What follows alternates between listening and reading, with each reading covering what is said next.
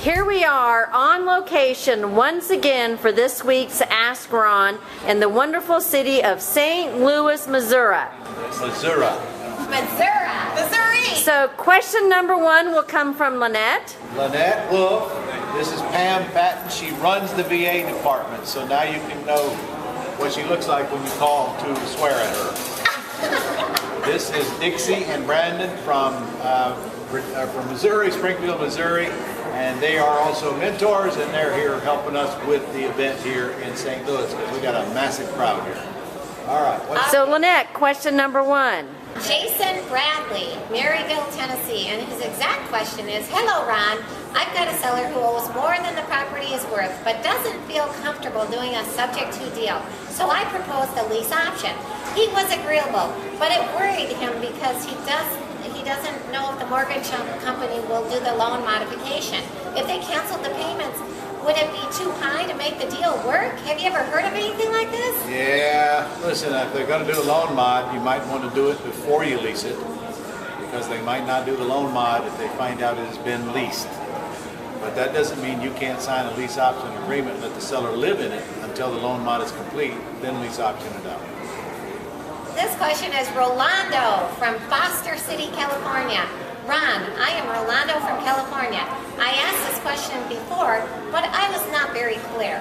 I have purchased a second property via subject to. I am planning to resell it via wraparound mortgage. Here are my questions. Number 1, when I purchase the property, do I need to add my name or LLC as additionally insured in the original owner's policy?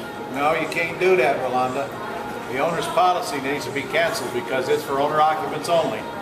You need to get a landlord policy if you're going to buy the property, and then make sure the lender is named on that, and that they get that policy from your insurance agent, and then have your seller cancel the policy that they have. That's the only way it'll work.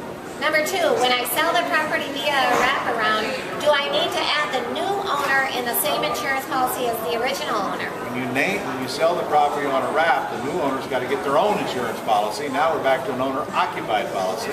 They must name your company and the underlying lender on the policy as insured, as the mortgagee act. Question number 3, Lynette, go. Question number 3, Michael Campbell from Mount Royal, New Jersey. Michael? Hi, Michael. It says I am going to start marketing. Okay, I am going to start marketing for lease option tenant buyers.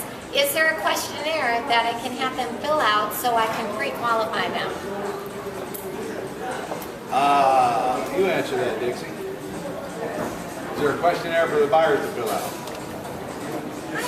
Well, I think there is a small script in the script system that you can use, but the questions are pretty simple.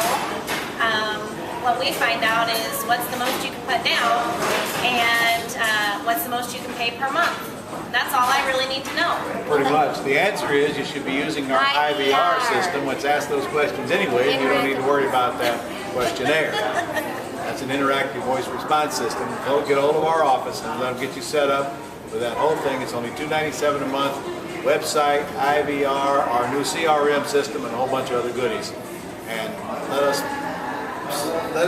drop these resources in your lap. So you don't have to worry about that kind of Pam can help them with that. Yes. Give me a call. Right there. I'll sign you up. There's Pam. Okay, before we do our last question, last night Ron took me and Brian out to a very, very special dinner at Morton's Steakhouse. It's actually our 31st wedding anniversary. We've been married 31 years.